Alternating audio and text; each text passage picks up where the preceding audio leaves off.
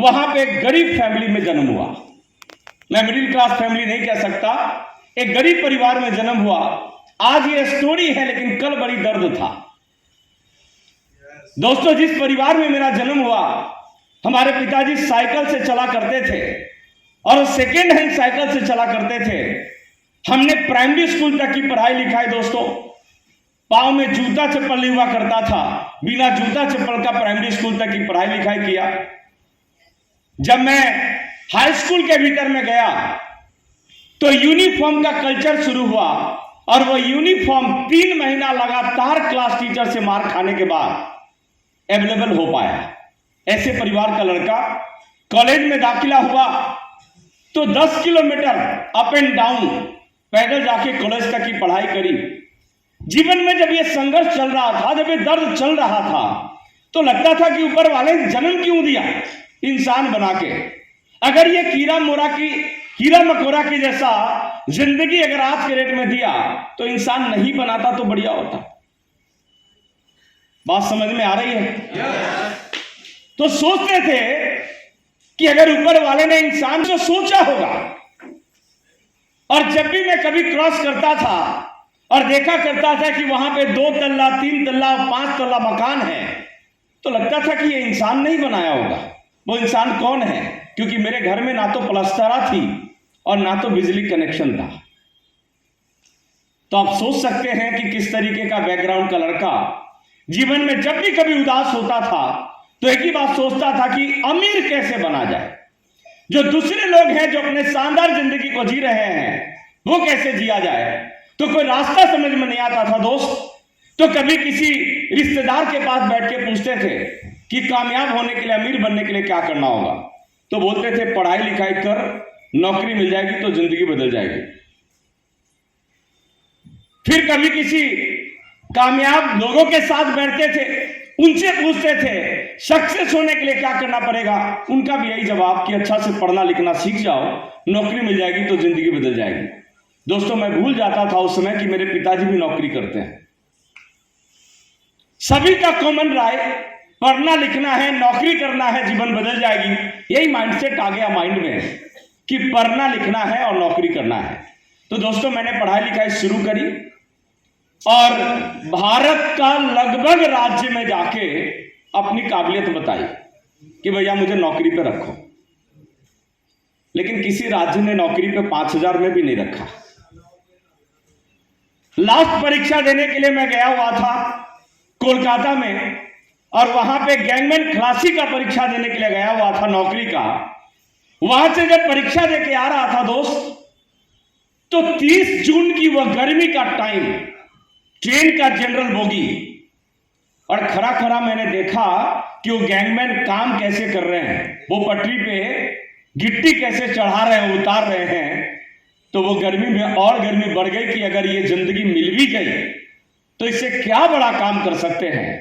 और दोस्तों, मनी मन सोच लिया कि अगर ऊपर वाले ने मुझे जॉब के लिए बनाया है तो ये परीक्षा पास हो जाएंगे, और अगर पास नहीं किया तो मैं ही मानूंगा कि मेरे लिए कोई दूसरा काम सेलेक्ट किया गया है। दोस्तों, वो गैंगमैन खलासी के परीक्षा में भी फेल हो गया। उसके बाद डिप्रेशन का शिकार, क्योंकि लोगों ने कहा था कि जॉब मिल जाएगी तो जीवन सुधर जाएगा। जॉब मिल नहीं रहा था, डिप्रेशन में चले गए। और उसी समय दोस्त, जब घर के भीतर एक शाम आते हैं तो घर का वातावरण बड़ी खुशनुमा। तो मैंने अपने भाभी को जाके पूछा, भाभी जी क्या हुआ है? तो भाभी ने कहा आपकी शादी फाइनल हो गई। आपकी बोले तो मेरी। कमाई धमाई कुछ नहीं, शादी फाइनल हो गई। बड़ी गुस्सा आया। मैंने भाभी को पूछा ये डिसीजन किसने लिया? तो भाभी ने कहा आपके चाचा ने। अब मैं अपने चाचा को बड़ी प्यार करता था, इस वजह से उनको कुछ बोल नहीं सकते थे। तो मैंने सोचा वो मुझे प्यार करते हैं, जाके मना लूंगा। तो चाचा जी के पास जाके बोला, चाचा जी मैं क्या सुन रहा? तो चाचा जी ने कहा बेटा तू सही सुन रहा है। तो मैंने कहा आपको मेरी उम्र पता है? तो उन्होंने कहा मेरा 14 में हुआ था, तू 20 का हो गया। मैंने कहा कि आपका टाइम कुछ और था और मेरा टाइम कुछ और है। तो उन्होंने कहा मैं शादी के 3 साल बाद कमाने गया था, तू शादी के 6 महीने बाद चला जा। लेकिन शादी तो बेटा तुमको करना होगा, क्योंकि लड़की वाले को हमने जबान दे दिया है। अब मजबूरी इस तरीके का पड़ा कि शादी के लिए हाँ बोलना पड़ा। मेरा ससुराल बंगाल में, अब वहां पे ससुराल में जाने के बाद संजोग से जो हमारा शादी कराने वाले मिडिल मैन थे, क्या बोलते हैं इधर सर उसको? बिचौलिया। नहीं नहीं नहीं नहीं, बिचौलिया नहीं बोलते उसको, जो शादी कराते हैं उसको क्या बोलते हैं? पंडित जी। हम लोग की तरफ अगुआ बोलते हैं उसको, मतलब आगे बढ़ के काम किया। तो वो जो हमारे मिडिल मैन थे वो बहुत ही शानदार इंसान थे। मेरा जब प्रपोजल लेके हमारे ससुर जी के पास गए ना, तो देखिए कितना हाई स्केल प्रमोशन हुआ। जब हमारे वाइफ के पिताजी ने पूछा कि लड़का के पिताजी क्या करते हैं, तो हमारे पिताजी थे 4th ग्रेड कर्मचारी। प्रमोशन करके बताया कि बोकारो सिटी प्लांट जानते हैं? बोले हाँ, वो उसी को चलवाते हैं। तो इतना हाई स्केल का प्रमोशन, तो लड़की वाला तो फंसेगा कि नहीं फंसेगा? फंसेगा। लड़का क्या करता है? अरे लड़का का तो क्वालिटी का बात ही मत कीजिए। बोला क्यों? बात तो करना पड़ेगा ना, लड़की का शादी करना है। तो बोला क्वालिटी इतना है कि 50 नौकरी लात मार चुका है।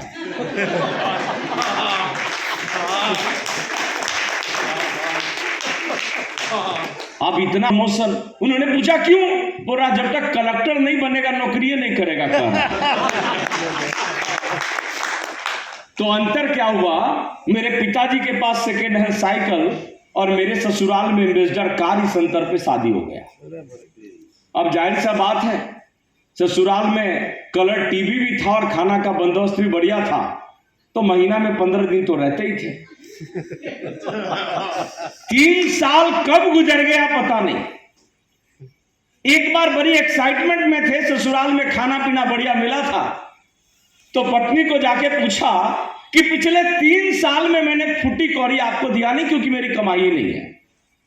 अगर मैं कमाने लग जाऊं तो आप मेरे से कौन सा शौक पूरा कराना चाहते हैं, बताइए। आज से पहले तो वाइफ बड़ी सिंपल लगती थी मुझे, लेकिन जैसे ही मैंने कहा कि कौन सा शौक पूरा कराना चाहते हैं, उस दिन मुझे मालूम चला कि गलती से भी महिलाओं से सपना मत पूछिए। पूरा करने की औकात हम लोगों का नहीं होता। पत्नी ने कहा कि मेरा एक छोटा सा सपना है, सुनेंगे आप लोग जी?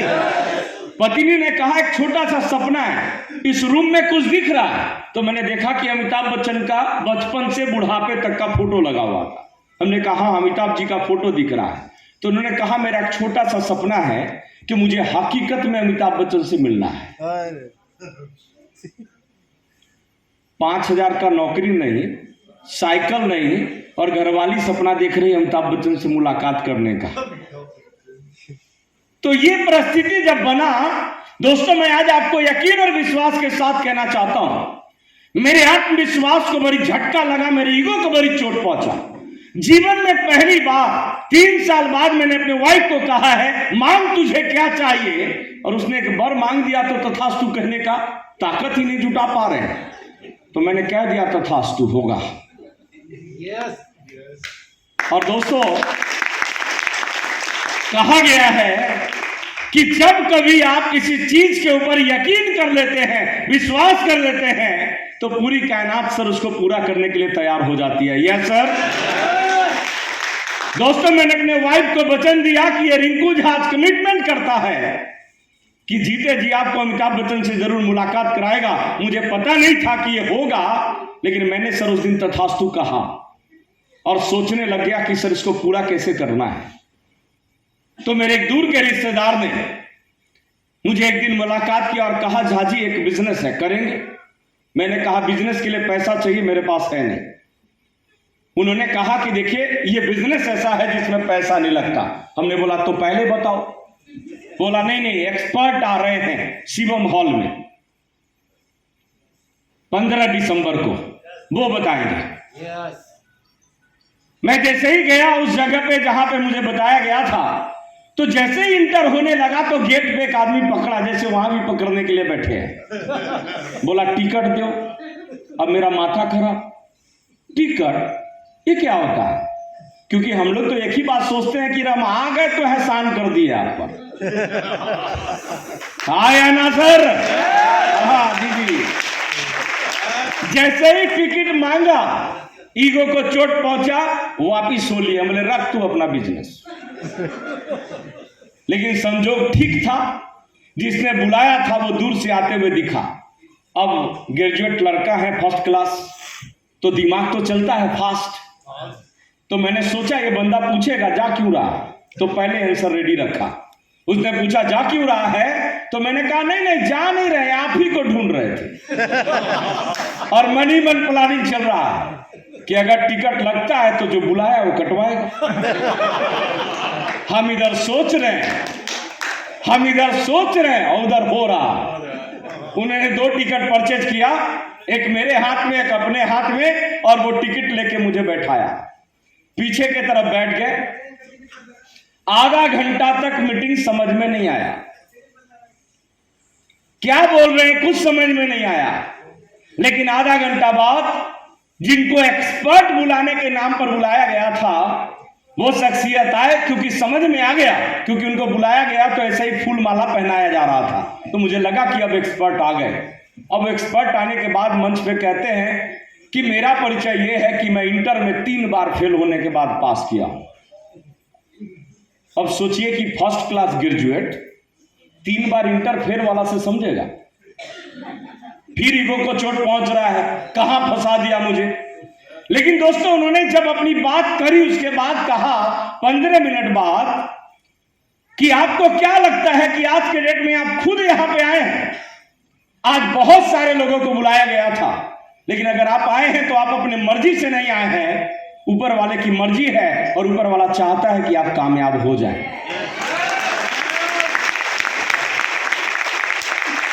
और उन्होंने कहा मुझे कि अगर आपने आने वाले 1.5 घंटे को, अगर आपने अपने जीवन का आज का समय दे ही दिया है, तो 1.5 घंटे को अगर मेरे साथ बिता लिया, तो मुझे पता नहीं है कि आपकी सोच अभी क्या है, लेकिन 1.5 घंटे बाद मैं गारंटी लेता हूं कि ऐसी सोच बन जाएगी आपका कि आप मेरे से भी आगे जा सकते हैं और आप अमीर बन सकते हो। और अमीर बंदा बनना चाहता था।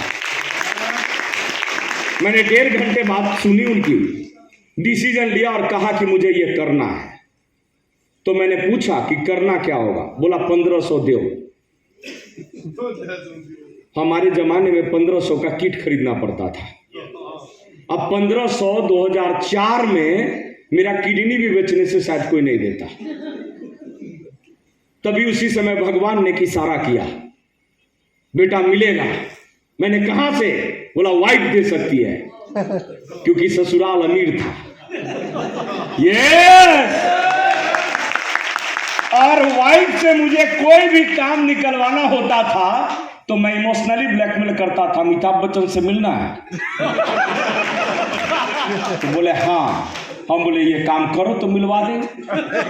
उस दिन भी गए, बोले अमिताभ बच्चन से मिलना है, बोले हाँ। बोले 1500 दो, ऐसा बिजनेस ज्वाइन कर रहे हैं जो अमिताभ बच्चन से मिलवा देगा। बोले सही में? बोले हाँ।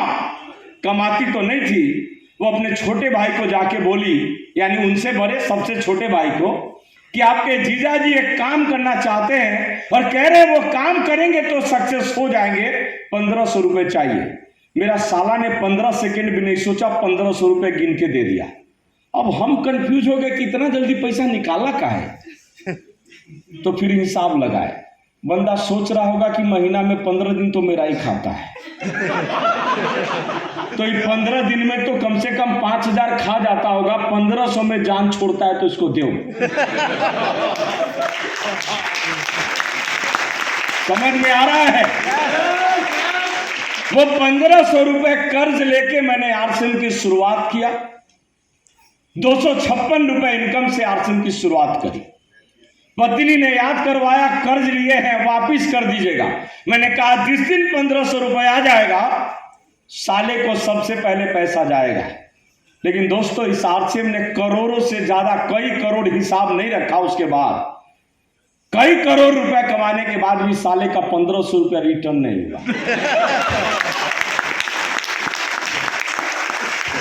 तो आप सोच रहे होंगे बेईमान आदमी, क्या सुनना है इसको? नहीं सर, जब याद आया ना कि पैसा रिटर्न करना है, तो इतने आगे निकल चुके थे कि अब उस इंसान का एहसान खत्म नहीं करना चाहते। और मैं जिस भी मीटिंग में रहता हूं एक बार जरूर कहता हूं कि उस शख्सियत के लिए एक बार जोरदार ताली बजाइए।